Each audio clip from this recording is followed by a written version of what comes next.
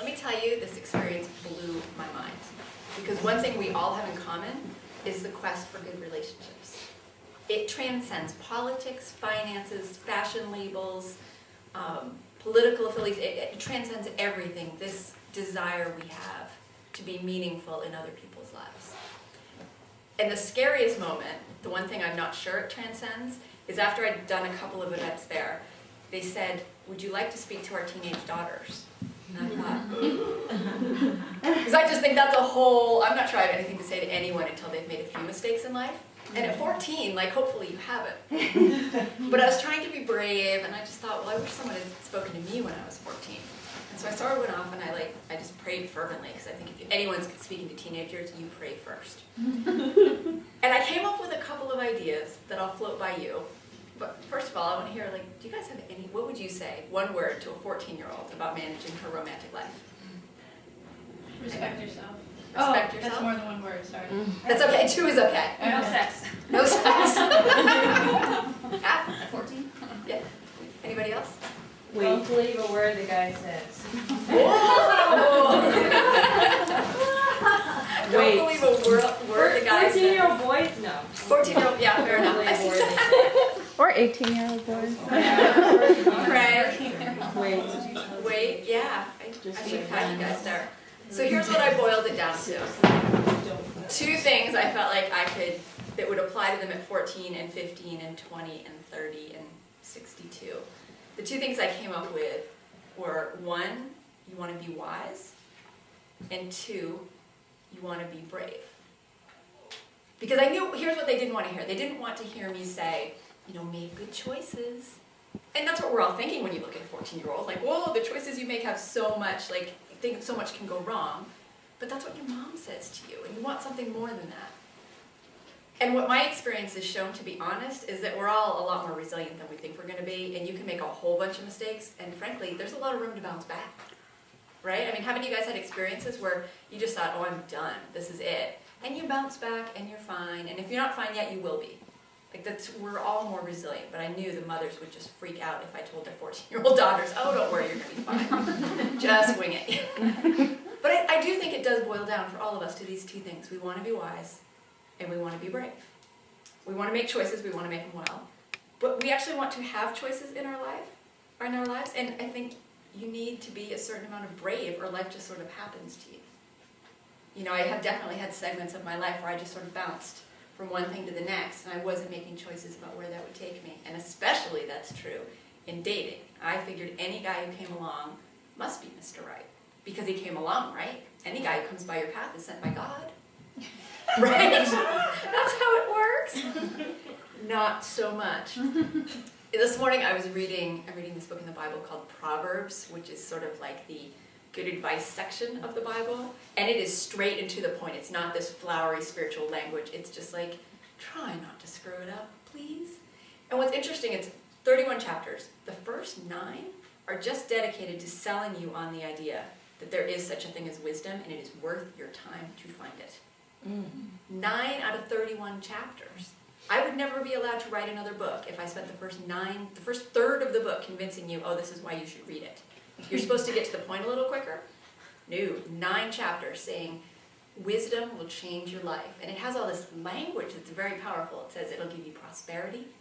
It will give you what you want. It will make you have good relationships, and this idea of favor that, the people, bosses and people of influence will look at you and say, oh yeah, she's the one I want doing this, because you have wisdom. But here's what it doesn't say. It sort of paints wisdom as a female character, something you can sort of get and you can pursue, and you can have a relationship with her and know her and she'll guide you. It doesn't tell you sort of how to go to the wisdom store and pick up some wisdom. Right? Because here's what I didn't tell the 14-year-old girls, is that it takes a lifetime to develop this stuff. And I think we develop it by trying things, right? We develop relational wisdom by having some bad relationships, usually. We develop work wisdom, at least I did, by really messing up in a lot of my jobs. I think I would walk into a job and think, I'm going to love you, you're going to be such a great boss, da-da-da. I gave no thought to whether or not I could do the job I was applying for. That's kind of important. Like, I was just missing that piece. One of the people I used to admire most, the sort of best-selling New Age author, said something once that has stuck to me to this day. I think actually this was a piece of wisdom she shared. She said, most of us spend our whole lives trying to get the world's attention without ever thinking about what would we say once the spotlight was on us. Now think about it. I think that totally applies, especially in the area of relationships. So we go out, and we're trying to get this guy's attention, and we're like, look at me, I'm cute, or trying to get any guy's attention if you're me, and not thinking, well, what will I bring to his life? Who am I? What do I bring to the party? What would I say once the spotlight was on me? So I think that's a question I really want to focus on tonight. How are we doing sort of tending our section of the universe, this idea that our first relationship is with ourselves? This woman who's a pastor in Manhattan, Caroline Park, has this saying. She talks about how we all have a garden. You know, if the world is a big garden, we all have our own little section in it. And we're supposed to tend our garden.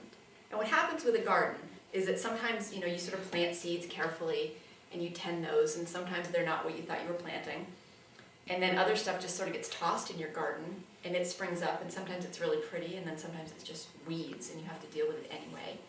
And sometimes you don't pay attention to your garden and you don't have no idea what's happening, and sort of it's getting overgrown, but there might be some good stuff still in there, you just don't even know it. So tonight we're going to talk about our garden and this idea of being both wise and brave. So I want you, while I'm speaking, to think about two questions right now tonight.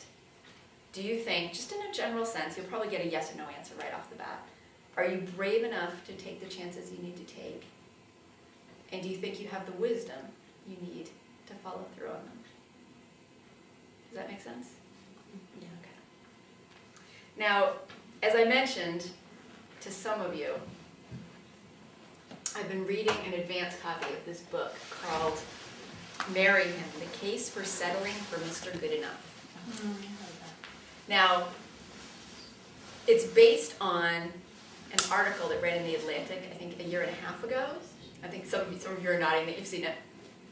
I read that article because 3 people mailed it to me, assuming I would be horrified by it. I got it from my agent, my pastor, and a friend of mine was just like, oh, and they thought I would dash off this angry rebuttal saying this is the worst thing ever, and I started reading the article like, oh, I expected to hate it, because fundamentally I'm not about this idea that you just grab some guy and marry him. I don't think that's what we're created to do. I think God has better for us. But then as I was reading the article, I realized, and I think the same is true in the book, the title is really misleading. This whole idea of settling, I don't think that's what she's talking about at all. And in a nutshell, as I read, I discovered that this book should be sold in a packet with that book, you know, the book He's Just Not That Into You. I feel like if I had had this and He's Just Not That Into You, it could have saved me so much angst. Because what this is about is figuring out who we are and realistically what we want and what will make us happy. Her whole point is that a lot of us, whether we're in a relationship, hoping for a relationship, have been married 60 years, a lot of us are trying things that are attached to some false notion of what will make us happy instead of a real notion of what will make us happy. Because we're not even self-aware to distinguish between what we think we're supposed to want and what we actually want. Mm. And so her point is, if you get in touch with what you actually want, there's a pretty good chance there's a guy out there who might actually want that too. But if you're both living in your fantasy world, that's never going to work. And I think that has absolutely been my story, is that it took me getting out of my fantasy world to have any shot at having a happily ever after.